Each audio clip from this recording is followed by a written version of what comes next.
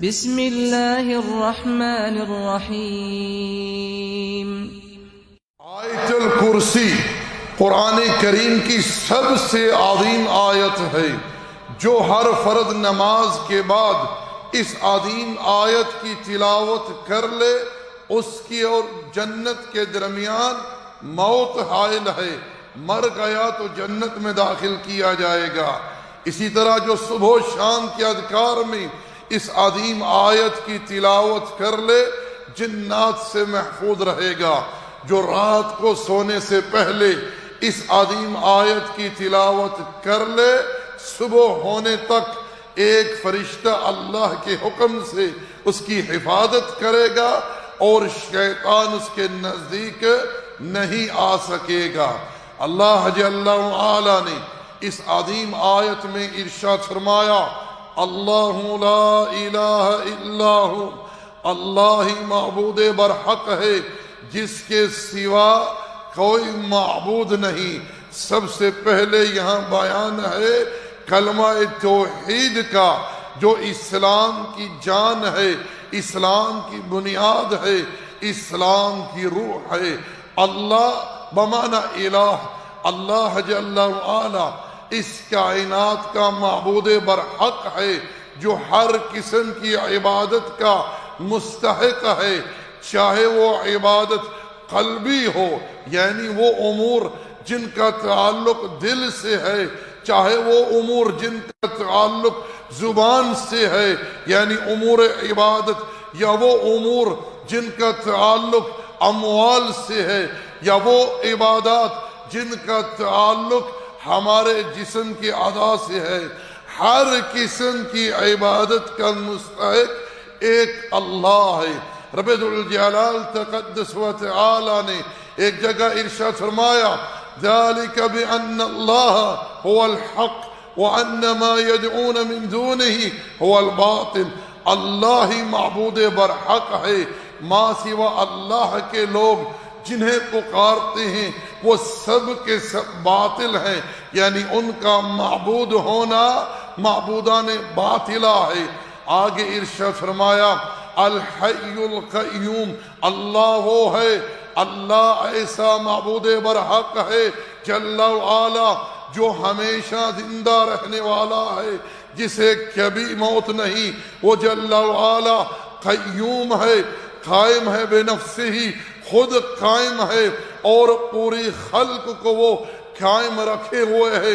اللہ جل وعلا ایسی کمال حیات سے متصف ہے جس کی کوئی ابتدا نہیں، جس کی کوئی انتہا نہیں۔ ایسی حیات جسے نہ کبھی عدم لاحق ہوا نہ ہی اسے زوال لاحق ہوگا۔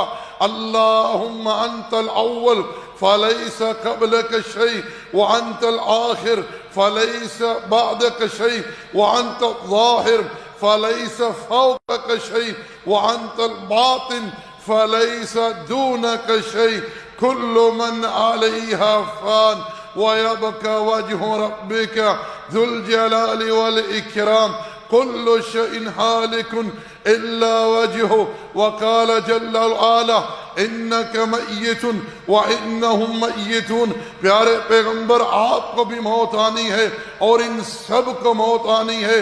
جناب صدیق رضی اللہ تعالی عنہ نے جو خطبہ وفات رسول اللہ صلی اللہ علیہ وسلم پر دیا وہ سونے کے پانی سے لکھنے کے قابل ہے۔ جناب صدیق نے ارشاد فرمایا، فَإِنَّ مُحَمَّدٍ قَدْ مَاتَ۔ اے لوگو یاد رکھو کہ جو تم میں سے محمد صلی اللہ علیہ وسلم کی عبادت کرتا تھا وہ اس بات کو جان لے کہ محمد صلی اللہ علیہ وسلم کی وفات ہو چکی ہے۔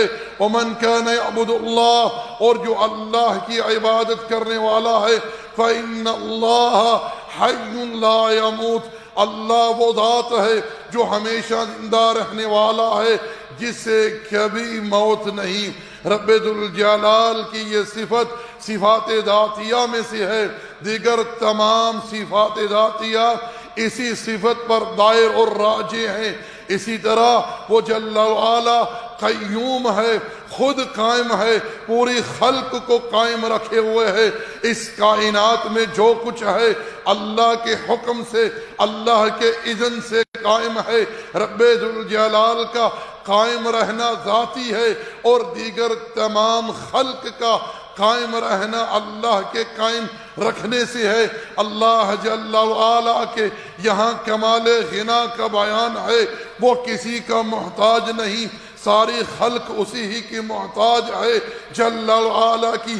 اس کا یہ ارشاد ہے، یا ایھا الناس، اے لوگو، تمام اولین، تمام آخرین، تمام جنات، تمام انسان اللہ ہی کے در کے فقیر ہیں۔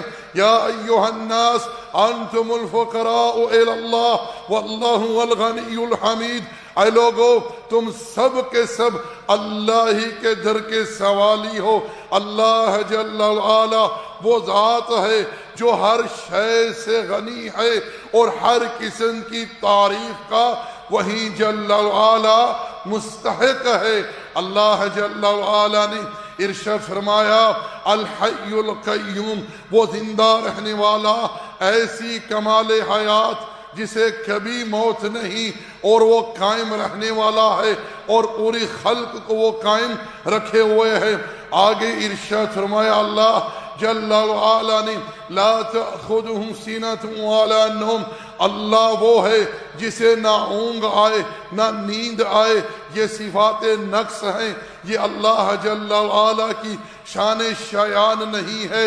یاد رکھیں، میرا رب جہاں نقص کا تذکرہ کرتا ہے، وہیں ان صفات کے مقابلے میں صفات کمال جو ہیں ان کا اثبات فرماتا ہے۔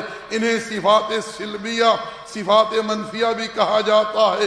ارشاد فرمایا، لا تأخذہ سنۃ ولا نوم، جسے نہ اونگ آئے نہ نیند آئے، کیونکہ وہ جل وعلا حی لا یموت ہے، وہ قیوم ہے، وہ ہمیشہ زندہ رہنے والا جسے کبھی موت نہیں۔ وہ جل وعلا قائم ہے بے نفس ہی، اور پوری خلق کو وہ قائم رکھے ہوئے ہے۔ اللہ کے رسول علیہ السلام سے صحیح مسلم میں حدیث مروی ہے، ابو موسیٰ اشعری رضی اللہ تعالی عنہ بیان کرتے ہیں کہ رسول اللہ صلی اللہ علیہ وسلم نے ارشاد فرمایا، ان اللہ لا ینام ولا ينبغی لہ ان ینام، اللہ نہیں سوتا، سونا تو اس کی شان کے لائق ہی نہیں ہے۔ جل وعلا کے رب ذوالجلال تمام تر صفات کمال سے متصف ہے، اور جو صفات نقص ہیں ان کی رب ذوالجلال نے اپنی ذات اقدس سے نفی فرمائی ہے، اور ان کے برعکس جو صفات کمال ہے ان کا اپنے لیے اثبات فرمایا ہے۔ آگے ارشاد فرمایا، لہ ملک السماوات والارض، آسمانوں میں جو کچھ ہے، زمینوں میں جو کچھ ہے، اللہ ہی کی ملکیت ہے۔ اس کائنات میں ہر شے اللہ کی ملکیت ہے۔ رب ذوالجلال تقدس و تعالی ہر شے کا مالک ہے۔ اللہ نے اپنے پیغمبر سے کہلوایا، قل اللہم مالک الملک تؤتی الملک من تشاء وتنزع الملک ممن تشاء وتعز من تشاء وتذل من تشاء بیدک الخیر انک علی کل شیء قدیر۔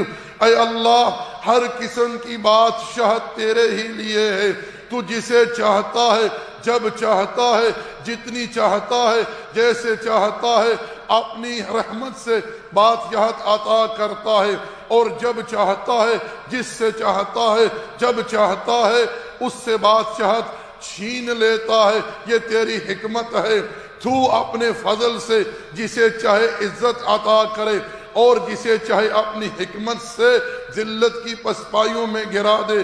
ہر شے تیرے اختیار میں ہے، اور تو ہر شے پر قادر ہے۔ آگے ارشاد فرمایا، من ذا الذی یشفع عندہ الا باذنہ، کون ہے جو اللہ کے اذن کے بغیر، اللہ کے حکم کے بغیر اللہ کی بارگاہ میں کسی کی شفاعت کر سکے؟ یاد رکھیں، شفاعت جو ہے یہ رب ذوالجلال کی ملکیت ہے۔ قیامت کے دن اللہ کی بارگاہ میں وہی شفاعت کر سکے گا جسے شفاعت کرنے کے لیے اجازت دی جائے گی، اور اسی ہی کے لیے کر سکے گا جس کے لیے رب اجازت دے گا، اور اللہ اجازت نہ دے گا مگر اہل توحید کے لیے۔ کیونکہ صحیح بخاری میں سیدنا ابو ہریرہ رضی اللہ تعالی عنہ سے مروی ہے، میں نے پیارے پیغمبر سے پوچھا تھا، اے اللہ کے رسول، وہ کون سا خوش قسمت انسان ہے جسے قیامت کے دن آپ کی شفاعت نصیب ہوگی؟ پیارے پیغمبر نے ارشاد فرمایا، من قال لا الہ الا اللہ خالصا مخلصا من قلبہ، جس نے کلمہ توحید لا الہ الا اللہ کا اقرار و اعتراف دل کے اخلاص کے ساتھ کیا، ایسے خوش قسمت انسان کو میری شفاعت نصیب ہوگی۔ یاد رکھیں کل قیامت کے دن امام الانبیاء سید ولد آدم علیہ السلام اللہ جل وعلا کی بارگاہ میں سجدہ کریں گے۔ اللہ جل وعلا اس وقت اپنے پیغمبر کو ایسی تسبیحات القاہ فرمائے گا جن تسبیحات کو اس سے پہلے ما سوا اللہ کے کوئی نہیں جانتا ہوگا۔ اللہ کے رسول ان تسبیحات کے ذریعے اللہ کی حمد و ثنا بیان کریں گے۔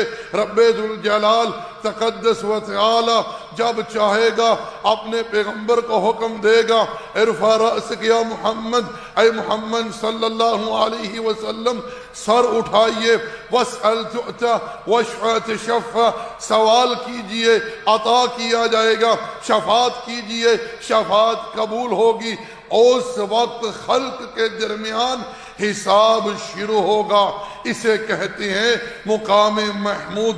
یہ سب سے پہلی شفاعت ہوگی جو رسول اللہ صلی اللہ علیہ وسلم اہل موقف کے حق میں کریں گے، مگر اللہ کے اذن سے، اللہ کی اجازت سے۔ رب ذوالجلال تقدس و تعالی نے قرآن کریم میں ارشاد فرمایا، یوم یقوم الروح والملائکہ صفا لا یتکلمون الا من اذن له الرحمن وقال صوابا۔ اس روز روح الامین، جبریل اور دیگر تمام ملائکہ کتار باندھ کر کھڑے ہو جائیں گے، کوئی کلام نہیں کر سکے گا مگر جسے اللہ جل وعلا اجازت دے اور وہ ٹھیک ٹھیک بات کہے۔ یاد رکھیں شفاعت کے تعلق سے 3 قاعدے ہر انسان اپنے ذہن میں بٹھا لے۔ پہلا قاعدہ یہ ہے کہ شفاعت اللہ کے اذن سے ہوگی، اللہ کے حکم سے ہوگی، اور اسی ہی کے لیے ہوگی جس کے لیے رب اجازت دے گا، اور وہی کر سکے گا جس کو شفاعت کرنے کی رب اجازت دے گا۔ شافع اور مشفوع جو ہیں دونوں اللہ کی مشیت سے، اللہ کی اجازت سے مقرر ہوں گے، اور اللہ اجازت نہ دے گا مگر فقط اہل توحید کے لیے، جو لوگ اس حالت میں مرے جنہوں نے اللہ کے ساتھ شرک نہ کیا ہوا۔ رسول اللہ صلی اللہ علیہ وسلم سے صحیح مسلم میں حدیث مروی ہے، آپ علیہ السلام ارشاد فرماتے ہیں کہ اللہ جل وعلا نے ہر نبی کو دعا کا حق دیا، وہ نبی اپنی زندگی میں دعا کر چکا، اللہ نے قبول کر لی، وہ حق مجھے بھی دیا گیا، میرے سے بھی کہا گیا کہ آپ دعا کر لیجئے ہم قبول کریں گے، مگر میں نے اس حق کو اپنی امت کے لیے چھپا کے رکھا ہے، سنبھال کے رکھا ہے۔ اس حق کو، اس دعا کو میں قیامت کے دن استعمال کروں گا اپنی امت کی شفاعت کے لیے۔ پھر آپ علیہ السلام ارشاد فرماتے ہیں، فَهِيَ نَائِلَةٌ إِن شَاءَ اللَّهُ مَنْ مَاتَ مِنْ أُمَّتِي لَا يُشْرِكُ بِاللَّهِ شَيْئًا۔ یہ میری شفاعت اللہ نے چاہا تو اللہ کی مشیت سے ہر اس امتی کے لیے ہوگی جو اس حال میں مرا کہ اس نے اللہ کے ساتھ کسی قسم کا شرک نہ کیا ہوا، اسے میری شفاعت قیامت کے دن ملے گی۔ آگے رب ذوالجلال تقدس و تعالی نے ارشاد فرمایا، یعلم ما بین ایدیہم وما خلفہم، جو کچھ ان کے آگے ہے، جو کچھ ان کے پیچھے ہے، رب ذوالجلال ہر شے کو جانتا ہے، کوئی شے اس سے مخفی نہیں۔ رب ذوالجلال تقدس و تعالی ہر شے کے جاننے والا ہے، اس کا علم ہر چیز پر محیط ہے، جو کچھ آسمانوں میں ہے، جو کچھ زمینوں میں ہے، زمین کے پیٹ میں ہے، سمندروں میں ہے، پہاڑوں میں ہے، پہاڑوں کے نیچے ہے، ہواؤں میں ہے، فضاؤں میں ہے، ہر شے اللہ کے علم میں ہے۔ کوئی چیز رب ذوالجلال تقدس و تعالی کے علم سے باہر نہیں، کوئی شے اس سے مخفی نہیں۔ لا یخفی علیہ شیء فی الارض ولا فی السماء، نہ آسمانوں میں نہ زمینوں میں کوئی شے میرے رب سے جل وعلا سے مخفی نہیں ہے۔ اللہ جل وعلا نے ایک مقام پر ارشاد فرمایا وَعِندَهُ مَفَاتِحُ الْغَيْبِ لَا يَعْلَمُهَا إِلَّا هُوَ وَيَعْلَمُ مَا فِي الْبَرِّ وَالْبَحْرِ وَمَا تَسْقُطُ مِنْ وَرَقَةٍ إِلَّا يَعْلَمُهَا وَلَا حَبَّةٍ فِي ظُلُمَاتِ الْأَرْضِ وَلَا رَطْبٍ وَلَا يَابِسٍ إِلَّا فِي كِتَابٍ مُبِينٍ۔ اور اللہ ہی کے پاس غیب کی کنجیاں ہیں جنہیں اللہ کے سوا کوئی نہیں جانتا۔ وہ جانتا ہے جو کچھ خشکی میں ہے، جو کچھ سمندروں میں ہے، کوئی پتا نہیں گرتا مگر وہ اسے بھی جانتا ہے۔ زمین کے تر حصے میں کوئی دانہ پڑتا ہے یا خشک حصے میں، یہ سب کچھ لوح محفوظ میں درج ہے، کتاب مبین میں محفوظ ہے۔ رب ذوالجلال تقدس و تعالی سے کوئی شے مخفی نہیں ہے، وہ جل وعلا ہر شے کے جاننے والا ہے۔ انہ علیم بذات الصدور، وہ تمہارے سینوں کے احوال کو بھی جل وعلا جانتا ہے۔ آگے ارشاد فرمایا وَلَا يُحِيطُونَ بِشَيْءٍ مِّنْ عِلْمِهِ إِلَّا بِمَا شَاءَ، اور یہ اس کے علم میں سے کسی چیز احاطہ نہیں کر سکتے مگر جو وہ چاہے۔ رب ذوالجلال تقدس و تعالی کا علم اتنا وسیع ہے کہ کوئی خلق اس کا احاطہ نہیں کر سکتی، مخلوق اس کا تصور نہیں کر سکتی، مگر اللہ جل وعلا اپنی مشیت سے جب چاہتا ہے، جتنی چاہتا ہے، جو چاہتا ہے، اپنی خلق میں سے کسی مخلوق کو علم کی کوئی بات بتلا دیتا ہے، سکھلا دیتا ہے جل وعلا۔ اللہ جل وعلا نے اپنے پیغمبر کی بابت ارشاد فرمایا وَمَا يَنْتِقُ عَنِ الْهَوَىٰ إِنْ هُوَ إِلَّا وَحْيٌ يُوحَىٰ، ہمارے رسول کا بات کرنا، گفتگو کرنا اپنی خواہش سے نہیں مگر اللہ کی وحی سے ہوتا ہے۔ ایک جگہ اللہ جل وعلا نے پیارے پیغمبر کو خطاب کرتے ہوئے ارشاد فرمایا ذَلِكَ مِنْ أَنْبَاءِ الْغَيْبِ نُوحِيهِ إِلَيْكَ، یہ غیب کی خبریں ہیں جو ہم وحی کے ذریعے پیارے پیغمبر آپ کو بتلا رہے ہیں۔ یاد رکھیں کہ علم غیب جو ہے یہ رب ذوالجلال تقدس و تعالی کی صفات میں سے اللہ کی صفت ہے، اللہ کے سوا کوئی غیب نہیں جانتا۔ یاد رکھیں اللہ جل وعلا نے اپنی ذات کے سوا ہر کسی سے علم غیب کی نفی کی ہے۔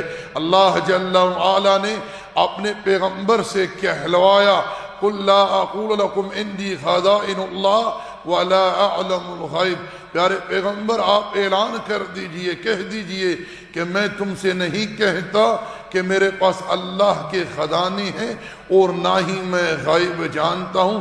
سورۃ الانعام آیت نمبر 50 میں آپ یہ بات پڑھ سکتے ہیں۔ آگے اللہ جل وعلا نے ارشاد فرمایا وَسِعَ كُرْسِيُّهُ السَّمَاوَاتِ وَالْأَرْضِ، اور اس کی کرسی کی وسعت نے آسمانوں اور زمین کو گھیر رکھا ہے۔ یہاں رب ذوالجلال تقدس و تعالی کی کمال کبریائی، عظمت، شان کا بیان ہے کہ اس کی کرسی کی وسعت نے آسمانوں اور زمین کو گھیر رکھا ہے۔ ابن عباس رضی اللہ تعالی عنہما فرماتے ہیں کہ کرسی رب ذوالجلال تقدس و تعالی کے 2 قدم رکھنے کی جگہ ہے۔ ابو ذر غفاری رضی اللہ تعالی عنہ بیان کرتے ہیں کہ پیارے پیغمبر علیہ السلام نے ارشاد فرمایا کہ 7 زمینیں، 7 آسمان رب ذوالجلال تقدس و تعالی کی کرسی کے سامنے ایسے ہیں جیسے ایک حلقہ جو ہے لوہے کا صحرا میں پھینک دیا جائے۔ وہ جل وعلا تقدس و تعالی اتنی عظمت، کبریائی، جلالت، شان کا مالک ہے۔ آگے ارشاد فرمایا وَلَا يَعُودُهُ حِفْظُهُمَا، اور وہ ان کی حفاظت سے نہ تھکتا ہے نہ اکتاتا ہے۔ یہاں اللہ جل وعلا نے صفات سلبیہ، جنہیں صفات منفیہ بھی کہا جاتا ہے، ان کی اپنی ذات اقدس سے نفی فرمائی ہے، کیونکہ تاب، تھکاوٹ، اکتاہٹ جو ہے یہ صفات نقص ہیں، اور اللہ جل وعلا تقدس و تعالی تمام تر صفات کمال سے متصف ہے۔ وہ جل وعلا قوت اور قدرت والا ہے۔ وہ جل وعلا آسمانوں کی، زمین کی اور جو کچھ ان میں ہے ان کی حفاظت سے نہ تھکتا ہے نہ اکتاتا ہے، کیونکہ وہ جل وعلا صفت کمال قوت اور قدرت سے متصف ہے جل وعلا۔ اللہ جل وعلا نے ایک مقام پر ارشاد فرمایا وَلَقَدْ خَلَقْنَا السَّمَاوَاتِ وَالْأَرْضَ وَمَا بَيْنَهُمَا فِي سِتَّةِ أَيَّامٍ وَمَا مَسَّنَا مِن لُغُوبٍ، اور تحقیق ہم نے آسمانوں کو، زمین کو اور جو کچھ ان کے درمیان ہے 6 دنوں میں پیدا کیا، اور ہمیں تھکاوٹ نے چھوا تک نہیں، کیونکہ وہ جل وعلا کمال قوت، کمال قدرت کی صفت سے متصف ہے تقدس و تعالی۔ آگے ارشاد فرمایا وَهُوَ الْعَلِيُّ الْعَظِيمُ، اور وہ تو بہت بلند اور بڑی عظمت والا ہے۔ یہاں رب ذوالجلال تقدس و تعالی کی صفت علو اور عظمت، شان کا بیان ہے۔ اللہ جل وعلا صفت علو سے متصف ہے۔ صفت علو رب ذوالجلال کی صفات ذاتیہ میں سے ہے۔ اللہ جل وعلا ابد سے ازل تک اس صفت سے متصف ہے۔ اللہ جل وعلا کی علو کی 3 قسمیں ہیں: علو ذات، علو قہر اور علو مقام، علو شان۔ اللہ جل وعلا کی ذات اقدس تمام خلق سے بالکل جدا اور ہر شے سے بلند ہے، اور وہ جل وعلا آسمانوں کے اوپر اپنے عرش پر مستوی ہے۔ جیسی اس کی عظمت، شان، کبریائی، جلالت کے لائق ہے، ہم اس کیفیت کو نہیں جانتے، کیفیت کو اللہ کے سپرد کرتے ہیں۔ ہم ایمان لاتے ہیں کہ ہمارا رب جل وعلا اپنے عرش پر مستوی ہے اور خلق سے بالکل جدا ہے تقدس و تعالی۔ اللہ جل وعلا ہر شے پر غالب ہے اور ساری خلق اس کے سامنے مغلوب ہے۔ اللہ جل وعلا کی عظمت، اس کی شان، اس کی مخلوق کے دلوں میں طوعاً و کرہاً پیوست ہے۔ وہ جل وعلا ہر قسم کی عظمت، شان، کبریائی کا مالک ہے جل وعلا۔ سبحان ذی الجبروت والملکوت والکبریاء والعظمہ، سبحان اللہ وبحمدہ، سبحان اللہ العظیم۔ الہی، جو اس آیت کریمہ کو سن کر، سمجھ کر، ایمان لا کر آگے دوسرے لوگوں تک پہنچائے، الہی اس پر اپنا کرم، فضل، رحمت فرما اور اس کی ہر مشکل آسان فرما، دنیا میں اور آخرت میں۔ الہی ہم سب سے راضی ہو جا، الہی ہم سب کو اپنی توحید کا فہم عطا فرما۔ وما علینا الا البلاغ، وصلی اللہ علی نبینا محمد وعلی آلہ وصحبہ اجمعین۔